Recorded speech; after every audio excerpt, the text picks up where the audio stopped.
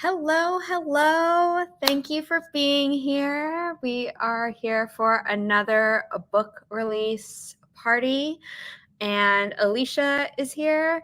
So thank you for being here. I know Holly really appreciates that. For anyone who is watching and lurking and doesn't know who I am, what Inimitable Books is, or who Holly Davis is, don't worry.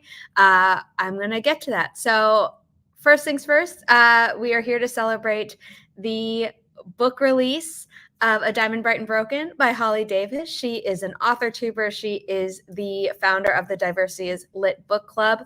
She is a fur mom. She is all around awesome and is the author of this lovely fantasy book for young adults. It is a Rapunzel / Tangled retelling in some aspects. There are some scenes that remind some people of Cinderella as well. So it's very cool fairy tale vibes, but also a very unique twist with unique magic. Our main character, Cadence, can cry diamonds, which is a talent which is unfortunately taken advantage of by some people, but it is a great story of, finding yourself and discovering secrets and loved ones that you maybe didn't know were there for you to begin with. So I'm super excited to have Holly on, and as the new and latest Inimitable Books title. So Yay! we're here. Thank we you. Have viewers. Everyone in the chat and anyone who is lurking, if you would like a question or multiple questions of yours to be answered by Holly or me about the publishing process or the book specifically or the writing process, please leave those comments in the live chat and we will get to them later. But Holly, how's published author life treating you? It's been amazing. I have been blown away by the support all day that I've been getting. Instagram posts or stories, text messages showing that, screenshots of the book being en route to their house. And then once they're there, they're holding it. It's been so wonderful. My husband even had ordered one. I was like, babe, you pre-ordered one. So that was cute. And so it just feels so good to finally be able to call myself a published author. This has been 9 years in the making. So, and I say like it's a dream come true, but there was definitely like work put into it. It wasn't just this like wish that was fulfilled. So it's good to know that like all of our hard work, came to fruition. So yes, dream. It can still be a dream come true, but that doesn't mean you didn't work for it. Yes, exactly. We already have a question, which is great. Astrid is very much wants to be part of the party. She's so excited. Come say hi, Astrid. Astrid made multiple appearances in the Behind the Book vlog that went up on our channel here on Inimitable Books a little bit earlier this evening. It was posted later than normal, but it will be there forever and ever for you all to watch. It's a really cool vlog. It's so awesome to see Holly's excitement throughout it. And I wanted to watch it again because, I only sent these like clips, but to see it from, book deal to publication day. Yeah, I've got it pulled up, ready to watch. Yeah, it's like 25 minutes and a lot is packed in there. Like I feel like every moment of it was like, oh, here's a big thing happening. And it was okay, let's start with you briefly talk about how you were worried about going back into the trenches. And for people who like haven't watched your entire back catalog of your YouTube channel, which is, we have tagged Holly's YouTube channel in the description down below, and she's great and you should subscribe to her. And every Monday night she has writing sprints and I'm normally a co-host. So like definitely follow Holly there as well as getting her book. But do you want to maybe sum up the writing process the first time around of the book, and then we can maybe talk about revisions later. I have a feeling that at least someone will ask a question about that, or if not, I will. But like the first writing of it Of Diamond, yeah. So I started writing it in November of 2020 and finished the first draft in November of 2020, and then it took like 3 years for me to edit and revise it. I went through like slumps where I didn't touch it for months, and then with the help of like my friends and my mastermind group, they helped me like kind of get back on track um, with working on it and getting it to a place where I felt comfortable querying it. So I started querying Diamond in, I guess it was summer of 20, it must have been 2022. Um, yeah, and got some requests, but it wasn't as many as I wanted, so I revised it again, and then probably in February 2023, it was when I started querying it again with, like, the revised, like, opening, um, and then queried you in May, I think it was May of 2023, and then Yeah. deal in June, so it was, like, it's interesting because it's like I even had to pivot within the query trenches. Like you're always kind of looking like, am I getting the amount of responses I'm wanting? Is there something I can change? And even though Diamond went through like so many revisions, there's still something to edit, there's still things to tweak to make it better. So I don't know if I answered your question. No, you did. You totally did. My brain is mush today, by the way. It was like a really tough day of training, and then I was also distracted trying to promote my book, so it was like twofer. No, I'm sure. Well, hopefully this live stream isn't stressful and we'll just be relaxing Not at all. for you, and we can Thank all you. celebrate your book. But Thanks. you definitely answered the question. Okay, cool. And in that process, you're saying, you wouldn't touch it for months. Was that just you saying, I need a break from this, I've been staring at it too long, or like, oh, I'm starting to like, I feel like there are certain authors who, when they've spent a certain amount of time with their story, they're like, oh, if I look at this a little bit too long, I'm going to start hating it, and that's not good. Like, kind of what was the motivation behind those breaks, or were they just unintentional and sometimes they just happen? Yeah, those breaks were very much unintentional. Unfortunately, they were kind of these like I call them depressive ruts because it was just like I know like I wanted to work on my book, but it was intimidating me, and the editing process is very, especially developmental editing is very intimidating for me, and it's very difficult even though I know it's part of the process, because in my head I'm like, I worked so hard on this first draft and the second draft that went out to betas, and now I got all this feedback and I have to change like a lot. And so I really try to outline and make as clean of a first draft as I can so that those developmental edits are a little bit easier. But so it definitely was, I think it was a combination of that kind of being just overwhelmed and daunted by it. And then also I really was stressed out at work at the job that I had at the time, especially like during COVID was for those of you who don't know, Holly works in healthcare. Yes, so, yes, as a physical therapist, yeah. That's stressful. And yeah, and at the time it was outpatient, and so it's just like high patient volume, that's kind of the nature of the outpatient industry, and it was just a lot for me.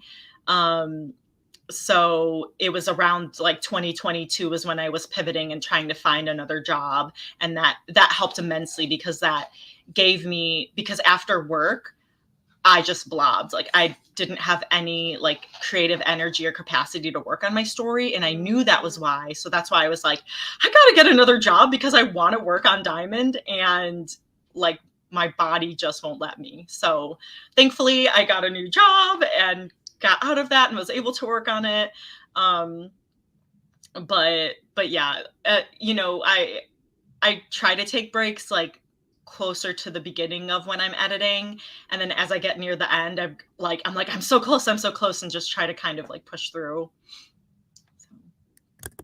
Yeah, it's sometimes you just have to push through. Other times I think it is something telling you like you need a break, you will come back to this, and you know, it all worked out, obviously, because not only you have a book coming out, we're already headed to the second print run. You were in a book box. It's incredible. It's incredible. Well, I'd say it worked out. Yeah. For it to continue working out, people, please continue buying the book, even though it is now, I think, listed as back order everywhere. Oh, really? Oh my gosh. So, oh my goodness. Oh. If you find a place where it doesn't say back order, then great. You'll get the book faster than if you were back ordering it. Also, today is the last day to upload your pre-order receipt to the Inimitable Books website to get the lovely character art, which we've been promoting this whole time. And when it matters, I don't have it easily grabbable. What the heck? I've like. Here, let me put here. Holly, there we go. Mysterious girl. It's been fun to see people posting the book and the character art cards. There was like 1 or 2 people who had the character art cards, so that was fun. Yeah, I think I intended to send it to everyone, and I'd just been in like a focus stretch where I just packed all the arcs and was like, oh shoot, I forgot to include that character art for everyone. So then once I remembered, I sent it to the people that I hadn't packed up yet. But definitely fill out the form. Make sure your receipt has a date that isn't today. Even if you take the screenshot today, that's okay. Mm-hmm. But somewhere on the receipt, it needs to show that your purchase was before pub day. Just to be fair, unlike the king in the story, who's not egalitarian, not fair, not anything other than really corrupt. And anyway, good thing our character decides to take a different path than maybe some people are pushing her towards. Do you want to talk a little bit about how the first chapter changed, and then this will be a segue to hearing Holly read the first chapter? Yes. I'm trying to think like what changed in the first chapter. Honestly, like, I mean, the first line that I came up with, I'm pretty sure that stayed the same. There was maybe like a little tweak to it, but I know how important how like those opening pages are. The first chapter actually didn't change very much at all. More like line edits. So that's kind of cool that stayed the same. I know in other stories I've written, I've like changed that opening to grab readers, but I feel like this first chapter does a good job of really setting up like Cadence's like, you know, life in the here and now, and, you know, kind of her hopes and dreams and kind of the start of what her arc is, and, you know, showcases her power. So I always really liked it, and I'm glad that it didn't really have to change.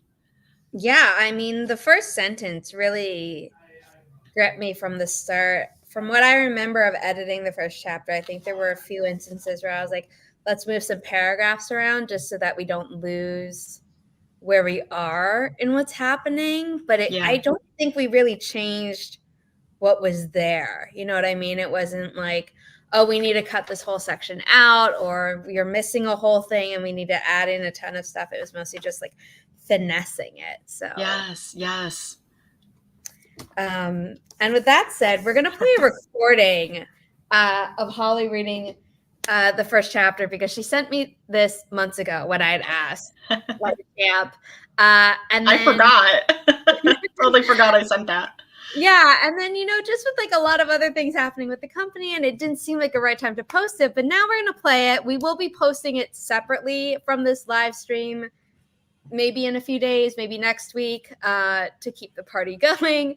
But we're going to watch Holly read it. Holly, you're an author tuber, so I hope you're used to hearing your own voice. Yeah, it'll be fun.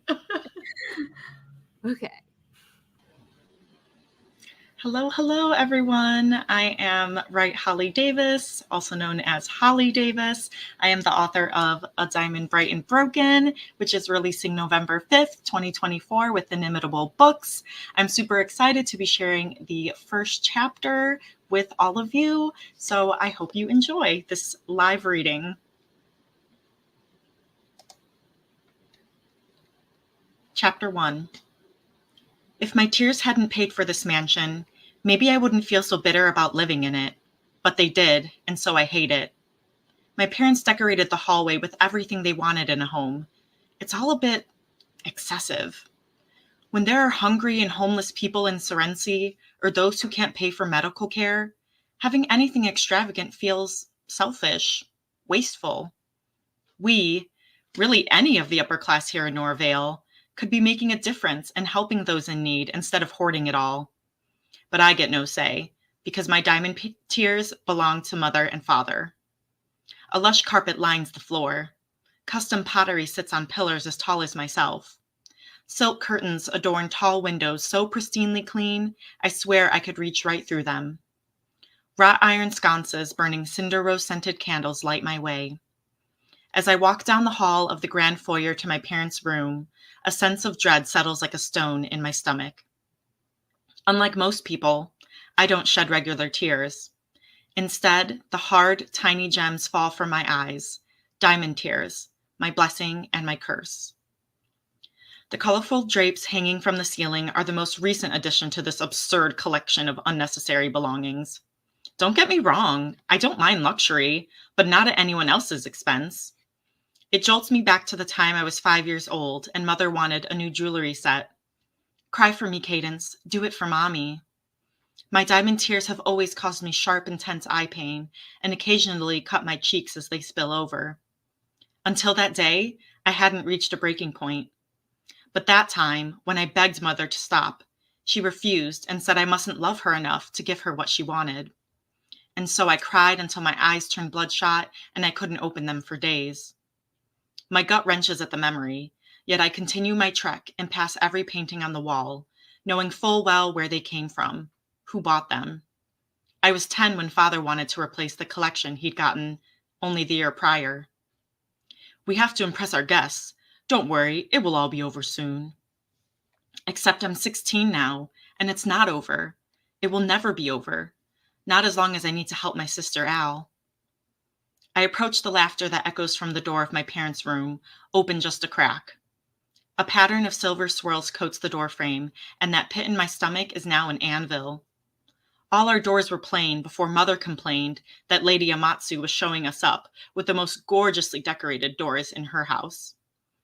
I scratch my back where a similar pattern of scars hides. It makes me want to rip all the silken folds off my dress and leave my wrists and fingers bare of their bangles and rings for how much pain they've cost me. I inhale deeply and push past the door. Cadence, thank the gods you're finally here. We have to pay Dr. Hugh in a few hours, mother says. She's sitting by her vanity, dabbing blush on her cheeks and admiring herself in the mirror. Her long brown hair matches my own, except hers is smoother. Mine is mixed hair, a combination of straight, wavy, and frizzy locks. I like to thank father for giving me the variety. I tuck a strand behind my ear and close the door as if sealing my fate. Their room looks smaller than I remember. There is so much glittering gold in the decor, from small statues and trinkets sitting on all available flat surfaces to multicolored tapestries of castles and landscapes. Globe lights hang from the ceiling, equally spread out among a 2-tiered chandelier. I have to squint at first to adjust to the brightness. When I do, my gaze sweeps the room and I stifle a scoff. Since when did they have busts of themselves made? Father stands by his statue with his arms folded. And I remember when Al and I were younger, we used to hang and swing on each arm, giggling and smiling. Now we're on our own, struggling to hold on to something that's not even there, and maybe never was. I've never believed my parents were on my side. After all their greed, how can I trust them? But I still hope they'll change someday, for their daughter's sake. But I'm not sure we'll ever be the family I want us to be. Do you need any help, Cadence? Father asks as he walks over to Mother, their dark brown and white skin in stark contrast to each other. My sister's and my shared skin tone is somewhere in the middle, white like our mom's with an olive undertone. I return to Father's question. Do I need any help? Help? If you need to help me cry, all you have to do is tell me about all the promises you two have broken. But nothing can break my sealed lips because right now, my parents aren't worth my breath. I shake my head. It's not the first time I've cried on command, but the billionth time doesn't get any easier. I usually picture something sad, like a future where I'm never allowed to leave the house for the rest of my life, and the tears flow. Other times, I'm so detached from my body, like some incorporeal spirit, that nothing comes out. That's when Mother and Father beat me. Only mentally, but still awful. Whatever it takes to make me start bawling. The worry in my stomach crushes my insides. I should know better than to put up with it. But I'll do anything to help Al. Whatever it takes. This time, I envision if my sister was gone. If her neuromuscular disease progressed so rapidly that she died, leaving me alone. Oh gods, what would I do? Al is worth more than the world to me. Even though she's 2 years older than me, I still try to protect her from Mother and Father, but she's usually the one holding me together. I can't help believing that if she died, I'll have failed her. All the weight rests on my shoulders, and I know whom our parents would blame for her passing. The morbid thoughts are working. A coolness settles in the corners of my eyes, and soon diamonds are landing in my cupped hands with tiny clinks. My tear ducts scream for relief as each finely cut gem slices past my sclerae like a butcher knife. I've gotten used to some of the pain over time, but I'll never be completely numb.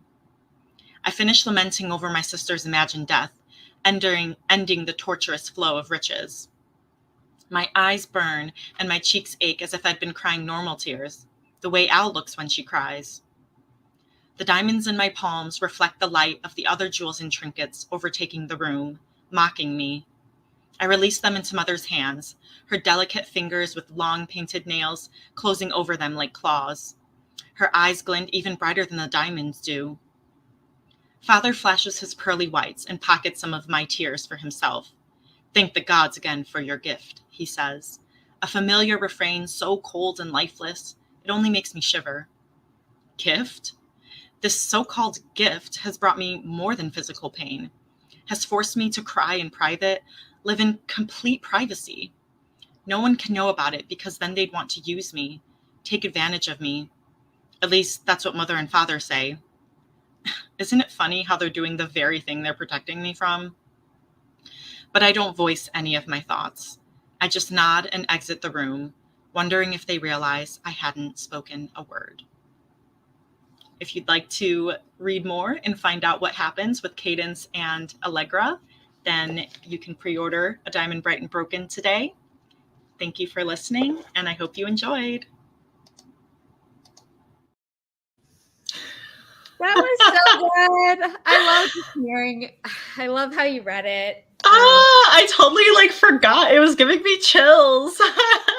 Yeah. So for people who, amidst all the other news of, book box, second printing, etc., who are maybe waiting for the audiobook announcement, that is still not set in stone yet, but hopefully I will get some news soon-ish, hopefully before the end of the year. Yes. But Holly will be the first to know if anything happens on that front. More vague publishing news. Yes. But that was so good. That would be awesome. I was, because my husband, he doesn't usually read, and the few times he has, it's been audiobooks. So I was like, babe, Zara's gonna tell me when, they said it's that I'm committed to it happening. The question is, does it happen a certain way or will it happen a different way? And yes. If we kind of jump the gun on one, then it could potentially close doors to other things. And we're like, no, we don't want to do that. So yep, I'm fine with being patient. Yep. 9 years for this book, and look how it's paid off so far. So. Yes, that's so true. It's a good way of putting it. Hooray for second print runs. Yes, absolutely. Regina's been killing it with asking questions. Everyone else in the chat, please ask questions. I'm sure Holly would love to answer them. But you have a line in here that, like, in addition to the first line of the first chapter of the whole book, which is, you know, as you just read, if my tears hadn't paid for this mansion, maybe I wouldn't feel so bitter about living in it, but they did, and so I hate it. The other line that I really, really love is, if I could find it, and I'm used to reading this on the ebook when I'm like editing it. So give me a second, where it's, you know, my diamond tear is my gift and my curse, but I can't. My blessing and yeah. My blessing and yes, yeah, that one. It's like double-edged sword, and it just really. I love that one. Yes. There are so many good lines in this book. Like, you know, even diamonds can just all of these things were. Thank you. Poetry, very well written. That's how I started, like, fan fiction and poetry in high school, and so I feel like that really helped me, like, with my prose, is finding those lines that could be quotable. Yeah. Savannah, hello. Thank you for the question. Hello. We will be getting to questions a little bit later in the live stream, but you can absolutely submit multiple. So keep them coming.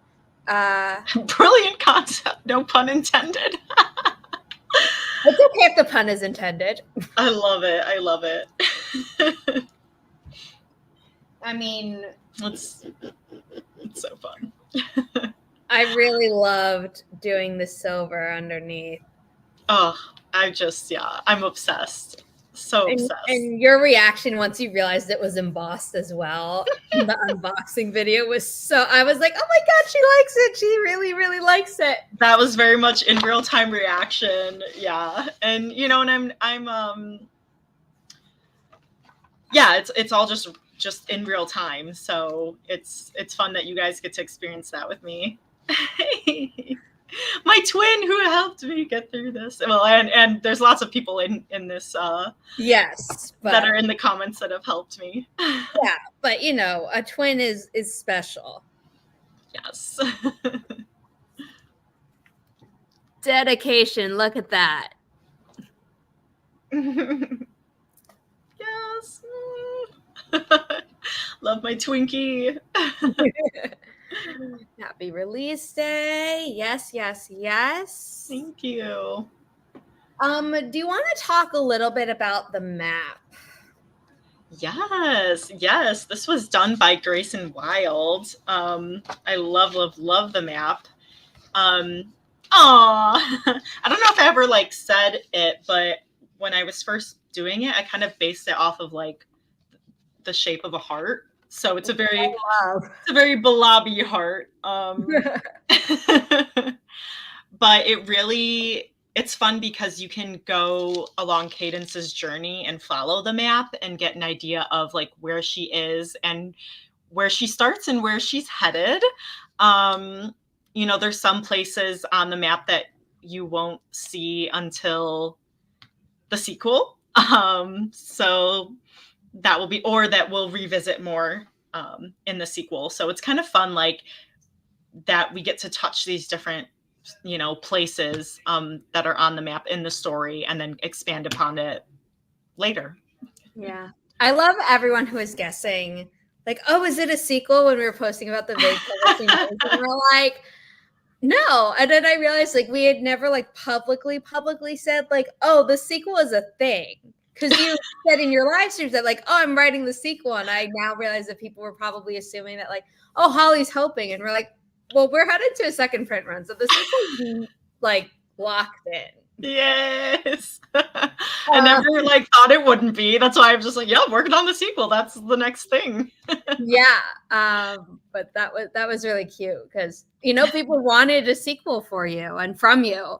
Yeah, it's fun. And it's been really rewarding to see the reviews come in already. People sharing good reviews from reading the arcs. I know like reviews aren't for the authors but just as you know, as I was updating things on, I'm like, oh my gosh, there's some reviews here. So, and Yeah. even I was linking in my newsletter to leave reviews on Storygraph and Book Hype as well.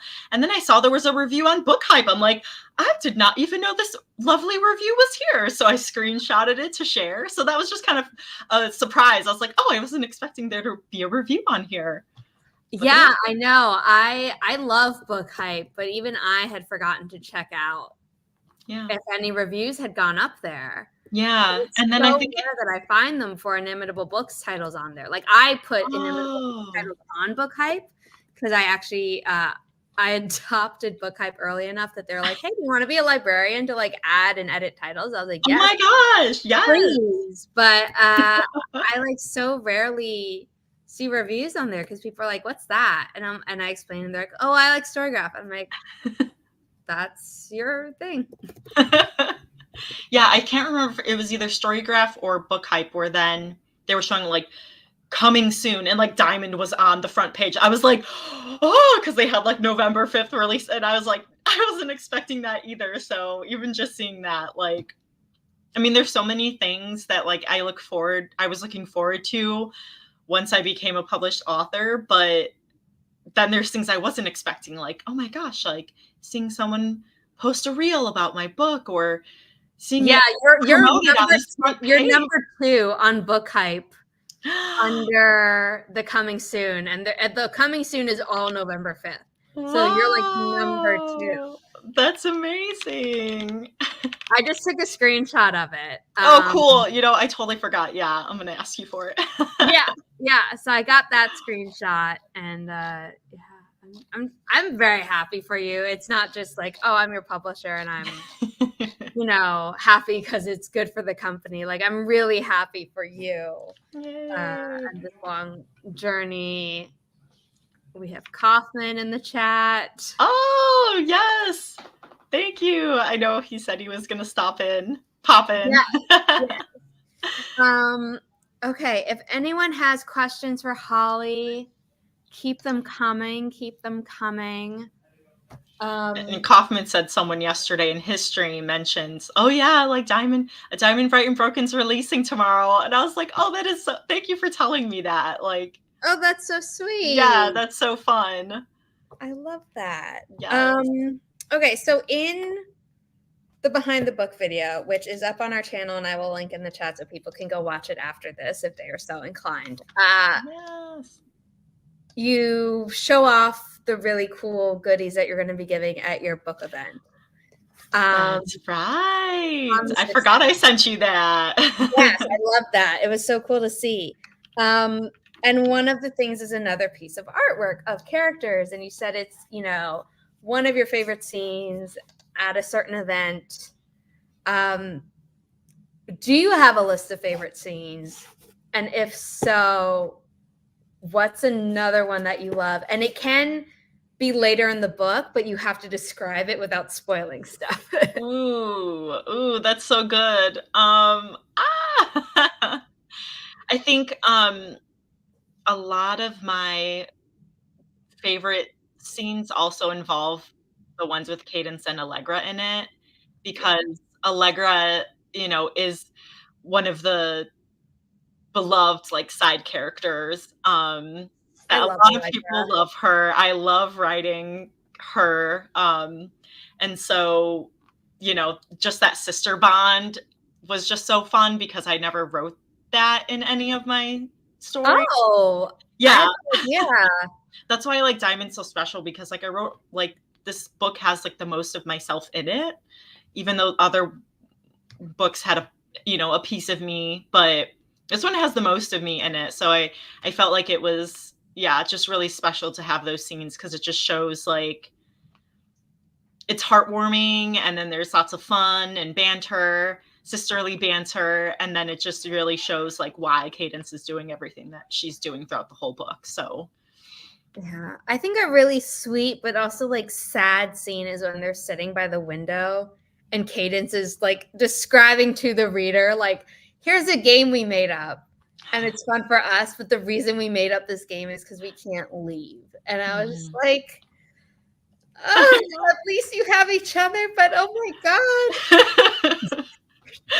I know, it's like it's and Cadence was, telling people, a certain someone in another scene about, the things she likes to do, and then she's like, "Oh my gosh, this sounds so lame." Like, But like she says that, and I'm like, okay, then I guess I'm lame too. I know, so I was like, well, Well, this is yeah, I was like, this is fun. This is me. So, you know, Cadence and I are very alike in that way. Like, she's just a homebody. yeah, there's nothing really wrong with that. Mhm. But yeah, I think it's a scene. I love all the sister scenes. It definitely made me wish I had a sister. I have cousins who are all like kind of pseudo siblings to me. Mhm. And I was always the baby. So to me, they were always like not all out sibling brawling or fighting that like can happen between actual siblings. But it's like that there are good parts as well. And this is just like so pure and stuff. And Yeah. yeah. Yeah. Even though they're not twins, they've got that bond as if they are. So Yeah. Okay, we got a question from Coffin, which I have starred and we will get back to. I really like a certain scene that for people who've seen a certain Disney film will recognize like the inspiration. I'll just say it's at a pub. I knew you were gonna say that one. That one um, changed. Now that one changed a lot. yes. Okay, so it seems like we're moving a little bit into audience questions, and that's totally fine. So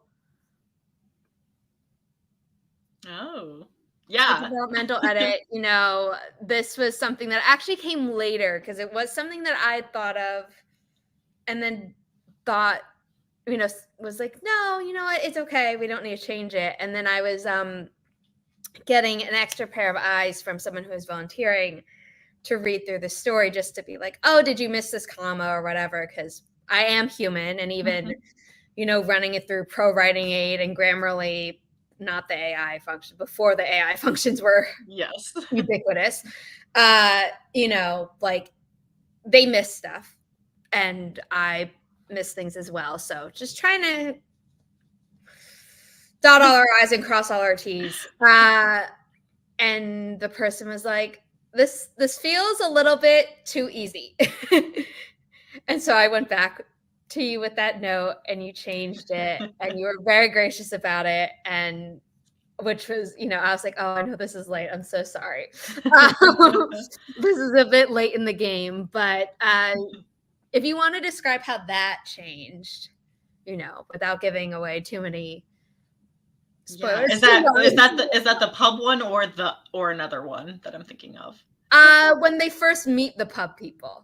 Okay. Okay. Yes. Yeah. And I had even changed that like before from one of my like tougher critique partners who I know I'm like, she always catches things that like no one else catches, or that I'm like, oh, I never even thought of that.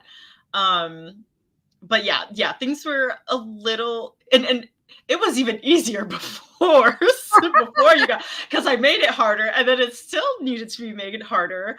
And I think it was because it was based on this one scene in Tangled that,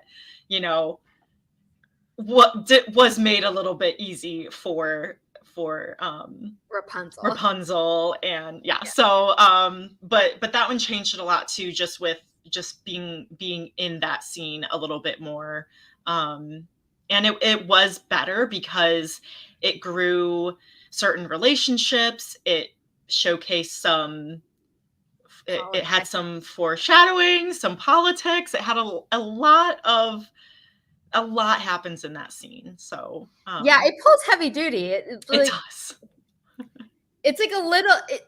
I don't want to say little scene as in like belittling it, but it's not a No. long scene. Like the Yes. instance that I'm talking about is actually not that long. No. They do stick around the pub a little bit longer, but it's you know, you get a lot done in a short amount of time, and I admire that. Exactly, yeah. I think about that sometimes. I'm like, I didn't really stick around there for that long before something came in, and I think I'm just always like, you know, thinking about the pacing and keep making sure that everything that's happening that you're reading, there's a purpose for it. It's not like meaningless. So, you know, you're not going to have pages of description of them eating food for, you know, yeah, for chapters. So, You're not going to spend 5 pages describing a single tree like a certain giant in the fantasy genre. exactly. I honestly DNF the book because of that. I was like, I'm sure someone's like clutching their pearls and like, oh my God, you still have to read it. And I was like, I will one day, but I just couldn't. But Diamond Love. So Savannah saying, congrats, Holly. And kind of again with like revisions and stuff like that. What's your favorite original thing about the story and your favorite change you made? Yeah, so I'll say the favorite change first because it actually was something that Savannah had suggested while she was beta reading because she's my critique partner, one of my critique partners. So thank you, Savannah. But it was kind of like adding in a little bit more for the growing the love interest and building that, you know, the romance part a little bit more. So there was kind of some fun scenes that she had suggested to kind of up that. And you know, there's no spice. You know, my book is considered no spice, but you know, it just makes it a little more like, ooh, things are getting a little heated here. Okay, I'm trying to think. Is this the barn scene or the learning how to fight scene? Learning how to fight. Yes, that was Savannah. Thank you. I love that scene. I do love the barn scene too, though. Yeah, they're both great. Yeah, and so that was really good because what I realized, and I tend to do, is like in my head because I've been outlining it, developing these characters. I'm like, oh yeah, I can see their relationship blossoming this whole time. When in reality, I haven't written it as well as I thought. Because then in my head, I'm like, oh yeah, I see it, but I'm not like showing it. Because I already know them so well. So it's like, and I'm in their heads. And so that really helped me be like, oh, I probably should show this a bit more. Yeah, you can't just show like point A and point Z and everyone's like, exactly. Yeah. And favorite original thing about the story, I think just all of the villains. Everyone's kind of like awful. You like love to hate them. They're everyone like, if they were real, from parents to politicians to royalty's children. There's just a lot. And then people. Royalty's goons. Yes, the royalty's goons. There's a lot of people that you love to hate. So I feel like that was fun to write because I always like writing villains because I'm not villainous. So yeah, you get to play around with that. It's exactly. Fun. We have 2 questions asking about the magic system. Kaufman, we're gonna pop up Kaufman's question on screen because Regina had asked a similar one, but then Regina has other questions. So I see it, Regina, but can you share about the magic? And then Regina had asked how you came up with the idea for Crying Diamonds. Yes. Yeah. So there is a lot about the magic in A Diamond Bright and Broken. It is severely expanded in the sequel just because of the basis of everything. You know, we're going on this journey with Cadence to find out. It doesn't feel shallow in the first book. I want to make that clear. It's more just like Cadence is learning stuff and no one exactly drops an encyclopedia in her lap about exactly all of it. Yes. Yeah. But so I can't say too much about it without there being spoilers.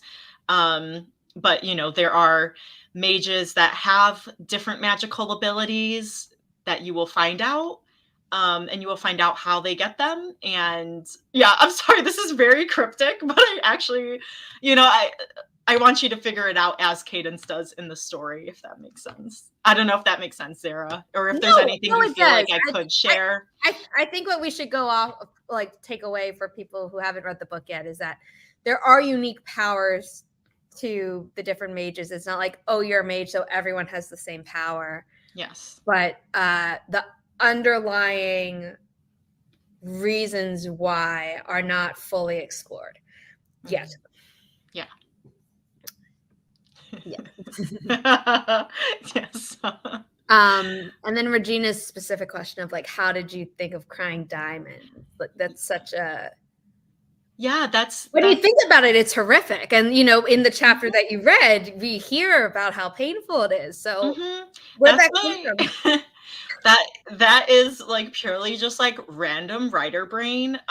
It was one morning I was scrolling through my YouTube feed, and I'm subscribed to some like instrumental music, you know, so that I can add it to my writing playlist. So one of the videos had this girl, and there were feathers coming, like it was like she was crying feathers, and my brain was like, what if those were diamonds? The what if game.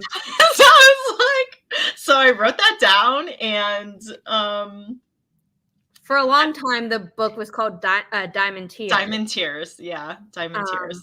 I totally forgot about. I'm like, oh my gosh, this is the title of this book now. It's so beautiful. Well, I mean, it was cute, but given it was young adult, I was like, okay, we gotta tweak the title. And then was this one come up like suggested by your mastermind group, or is this one you had brought to them and they ended up? I brought a whole bunch to them, and then they voted on their favorites, and so I sent you like the top like 5. Yes. And this one was my favorite. I went right to this one. I was so glad. This wasn't the first one on the list. But this is the one I went right to, and I was like, Holly, if you're okay with this, like, I would like to go all in on this title. Yes. And that was my favorite one out of the ones I sent you. So yeah. I'm glad we're on the same page. Yes. But yeah, also just hearing you call it Project Diamond for so long, it was like, oh, that sounds like a title as well. I know a lot of people were like, oh, that would be a good title. I'm like, no, it's Project Diamond, just like all my other projects. Yeah. But I think people started saying, like, you know, when people just start saying that so much in chat or like in a video, we are like, oh yeah, that's the title. It's like, no, that's not even the working title. That's the code name. Well, and I would say it so much because I didn't want to like give away the title. So I just would even say it when I'm talking to like Heather or my friends. Like it was just have it. Yeah. So we mentioned that the first book had, you know, taken 9 years, which you also mentioned at the end of the Behind the Book video. We will be doing it sooner than 9 years. Yes, thankfully. And you know, I wrote 3.5 other books in those 9 years. Okay, so that's there we go. So perfect. Well, so I wasn't working on anything else while I was querying, but I have written and queried other manuscripts. So I wrote the first book that I wrote, I queried that very shortly because I was kind of just like, you know what, this is a stepping stone for me to get better with writing. And so I'm just going to write the next book. So that's kind of what I did. And then that one I still need to get back to, but then I queried this other book called The Celestial Code that I will be revisiting because I love that book. But that didn't find a home and I had to shelve that for now. And then I started writing another book and editing another one. So, so yeah, I'm excited to kind of revisit some of those stories that I shelved, because, and then I have so many more ideas. So I'm just like so excited to keep working on Diamond's sequel, and it's a duology, so it will be wrapped up in 2 books. Though the sequel might be longer than Diamond because I'm like There's 40. There's a lot to do. Yeah. It And there's won't be like crazy longer because the price no, is not cheap, but it no, it's won't be like. But it can be longer. yeah. That's not a deal breaker. But yeah. Okay. Your twin made a good point. Oh, yes, for sure. Had That is so also true. forgotten about the fact that the title changed. Um, Aw. do you Aw.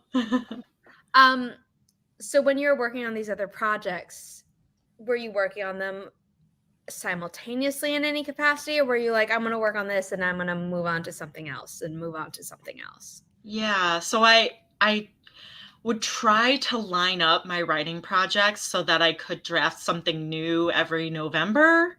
That was always my goal. Or I would be a rebel, quote unquote, and I Yeah. would edit in November. So I always kind of try to line it up around that because I wanted that camaraderie and the push to Yeah. get those words out in November. So sometimes that would mean I wasn't done editing like my story, but I wanted to start working on something else for November. So I would kind of put that on hold, start drafting the new story, and then maybe while it was with beta readers later on in the year, then I'd go back to the other story. But usually I try to keep to just one story so that I can kind of stay in that world, stay in that mindset, the character voice.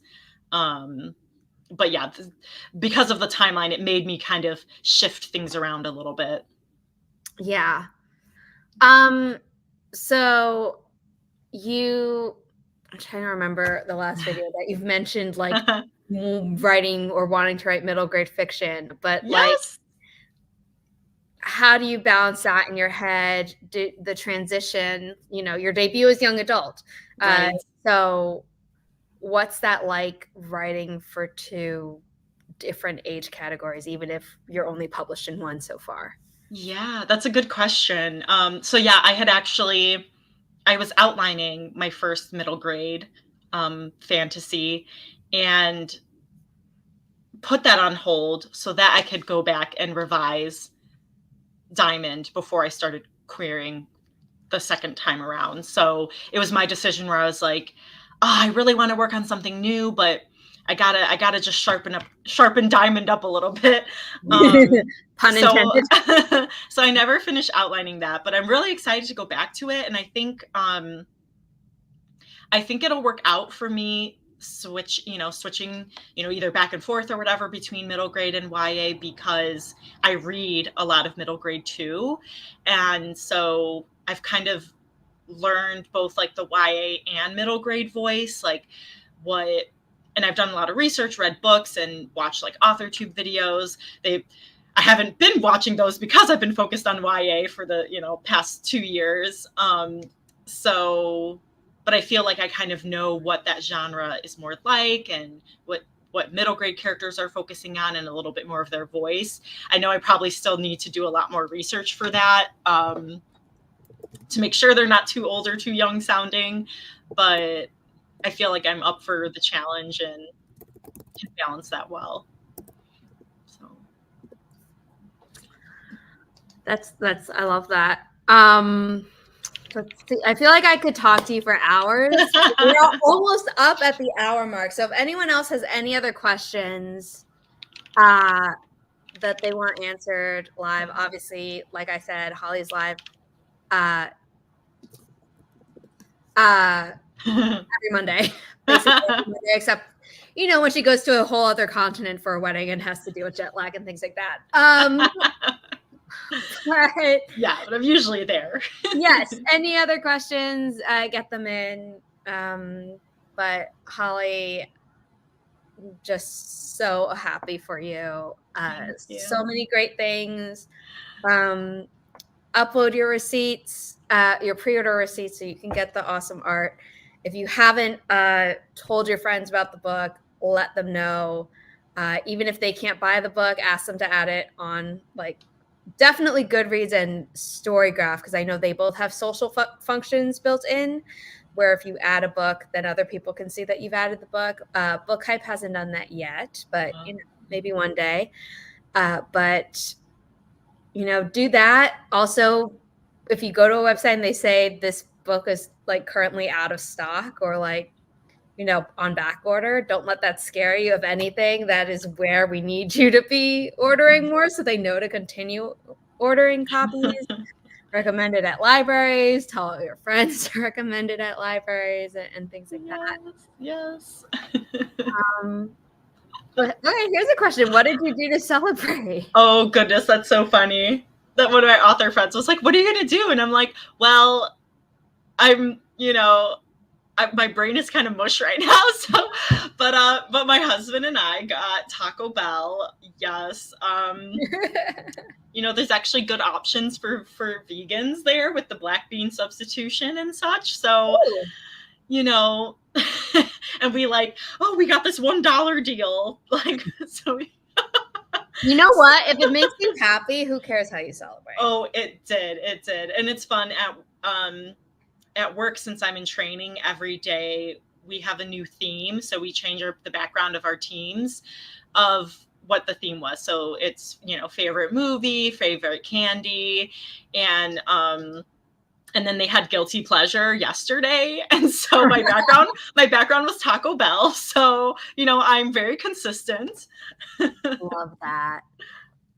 Savannah asked a great question. Has the book box made the jacket public yet? And as far as I know, they haven't. So it was actually going to go into the behind the book video because I have a clip of me talking about it. And then I was like, you know what? Maybe I shouldn't put that in there. Like the clip is in there, but the actual cover is not. Yes. So I'm glad that I didn't share anything about it either, because they didn't tell us not to, but I shared the book plates with the art on it and me signing it. And I was like, oh my gosh, so beautiful. And then they reposted it on Instagram being like, oh, if slight spoiler, if you want to see. And then they had my reel. So I'm like, oh, slight spoiler. So I think they want it to be a surprise, which I feel like would make it really special to open up. Yeah, and see the Dutch. See it? Yeah. We did not know that about the signing thing though, because that is also in the behind the book. But at that point, the cat was out of the bag. It's so funny because Heather had texted me later on Saturday, because the book box is now available now that it's November. I think I saw it's not being shipped until I think maybe the 24th. I think they ship it late. 21st or 24th, yeah. But she was like, yeah, it says it doesn't ship to Arizona. And I'm like, do you have more than one box? Are you trying to buy more than one box? And she said yes. And so I was like, Zara just went through this. Yes. You have to buy one and then buy the other one. So if anyone happens to buy more than one, which that would be amazing. But you have to buy them one at a time. I think it's to make sure someone doesn't buy out a crazy amount, which is fair because there is a limited amount. But I was like, I'm the publisher. I'd like to buy a copy for me, but also to do a giveaway. And they're like, oh, yes, absolutely. So yeah, that was a trick that we learned. After I privately emailed them and also all over the internet was like, I'm really confused about this rainbow crate thing. I want to buy Holly's box. With that cover, it's so they asked me what I wanted, what I was thinking about for the cover. So they really took my input and just made it shine. It's beautiful. And the creativity that they did with the dust jacket too, the flaps, how they made it different. Oops, my character art flew out. It's just really, really cool. It was so different in a good way, but it was so not what I was expecting. I don't, because I've before starting this company, I would always follow book boxes and always be like, I don't have the disposable income right now to get them, but I love the special covers and things like that. And then just seeing what they did for yours was is magical. It's not just was. I mean, it's still Yeah. going to be magical. Yes. When they're all sold out. But yeah, so definitely grab one of the boxes if you haven't already. That will help, the book succeed as well. Even though those are from the first print run, technically, they're not the second print run. But basically, just keep loving the book, telling people about the book, and support Holly. We'll support Inimitable Books as well. Keep us in business long enough to do the sequel, etc. Yes, please. I want the sequel to come out. But yeah, I think that's it. I will drop the link. Holly, do you just want to plug your event one more time? Yes, I would love to. Sorry. It's okay. So yes, I would love for you guys, because I haven't shown this everywhere yet. But if you attend the in-person book signing event at Barnes & Noble in Schaumburg, Illinois on November 16th, you can take pictures with me. I will sign your book. But you also get these freebies for attending. Like Sarah had mentioned, there was some other art. So you get this beautiful art postcard of the three gals. And then this awesome bookmark. I almost said book card. Oh my goodness. Bookmark. And on the back, it's got some of the book blurbs and tagline. So it's super special. I'm excited. I know some of my friends are driving far to be there, and I'm like super grateful. And you can ask me all of the questions there. I will be there for 3 hours from 1 to 4 p.m. Central Standard Time. So please VP down below, or on the website, just so they know how many people to expect. They ordered a lot of books. They ordered them a little bit late to us realizing we sold out. So that the warehouse was empty. So we are figuring out stuff with them. So if you have a physical copy with you by the time the event rolls around, you might want to bring that with you as well to guarantee that Holly can actually physically sign something for you at the event. Yes. But we are working with the bookstore and the printer and Simon & Schuster's warehouse to make sure that there will be other copies that are available, but those might then be mailed out after the event with a bit of a delay because the books are printed in China. So bring your physical copies, but also if you have the disposable income to then buy or back order another copy at the event, please do. But I think it's going to be a great event. I wish I could be there in person, but I'm sure it will be magical. Thank you. I don't know if you have any of that Taco Bell left over, but if you do, it's a good celebratory dinner after the end of this live stream. I do still have a little left. I forgot I was going to have some wine too, but I'm going to watch. I don't know if the Golden Bachelorette's finale was yesterday, but if it is, I'm going to watch the replay because that's how I'm celebrating. Watching some old people get engaged. I love it. I had a purple cupcake set and ready to go because our favorite color is purple, for people who don't know. Holly's wearing blue because of the book, obviously. I'm wearing a blue necklace because that's the only piece of blue thing I had. Apparently, I left all my blue sweaters at my mom's with her for the very sparkly top here. Yes. But I also forgot that. So you know what? We'll both be privately celebrating after this public celebration. Yes. I'm sure the Barnes & Noble event will be fun no matter what. Oh, thank you. And, congratulations for Book Box, second print run, Barnes & Noble event. Just you've put in the hard work, Holly. It's paid off, and it will continue to pay off with the help of our lovely community. Thank you. I'm so grateful, and I feel so loved today. So thank you guys. Each day. Okay, everyone. Thank you guys. Bye.